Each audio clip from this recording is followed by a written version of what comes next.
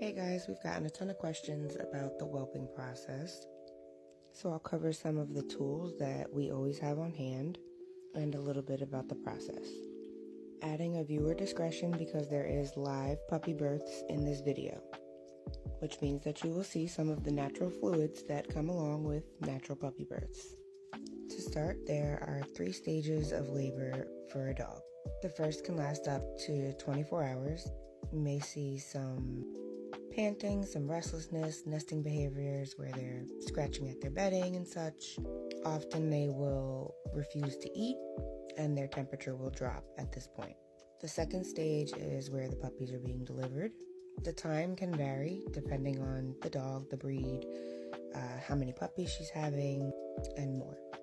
Typically, puppies are born between 30 and 60 minutes apart, and there's often a bit of a wait in between each puppy, usually up to 2 hours. The third stage may seem a little confusing because it kind of happens in conjunction with the second stage for dogs because they have typically multiple live births. So the third stage is where the placentas are expelled and the dog typically takes care of that. But with dogs, this happens usually after every birth. It doesn't happen, they're not all born and then all of the placentas come out. It's usually one puppy and then one placenta. One puppy, one placenta, and so on and so forth. Most times the puppies will come out in their amniotic sacs.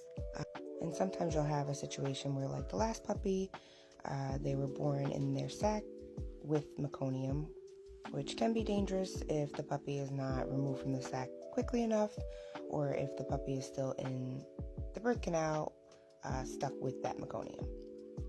As far as care for mom and how much you should intervene, I personally don't like to intervene too much during the birthing process. I like to let her do her thing.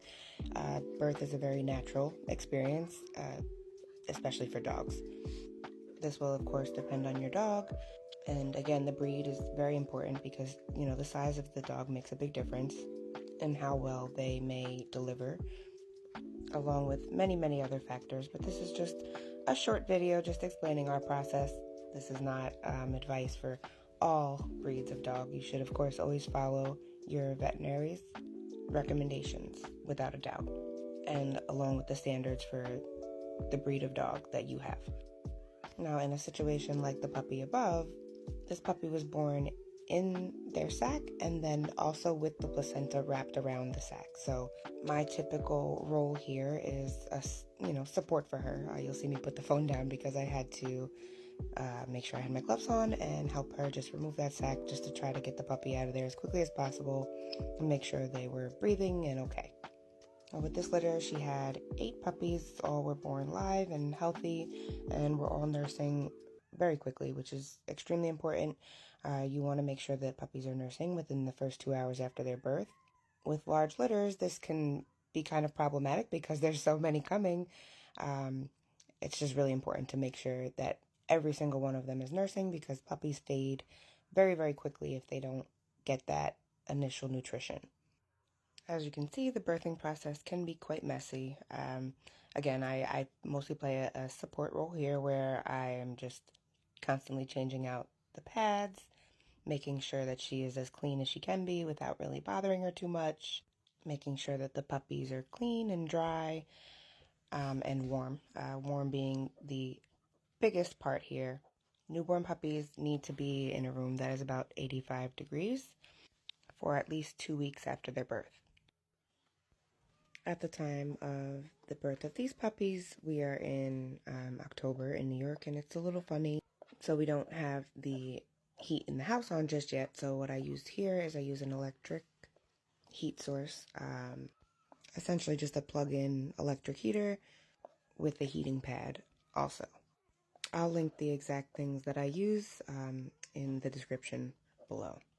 Some other items that I always have on hand, I think that they are an absolute necessity for, the dog's comfortability, safety, puppy health. We always make sure to have a calcium supplement, lots of puppy pads.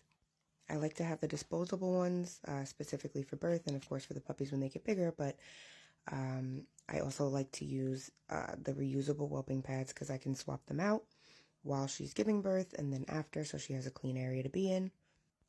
I have a whelping pen that I use while she's nursing, just like this, and then after she's done birthing, I clean it up and then I add pig rails in so that the puppies can't get squished. Some other things that I like to always make sure that I have on hand: a nasal aspirator, gloves, puppy support,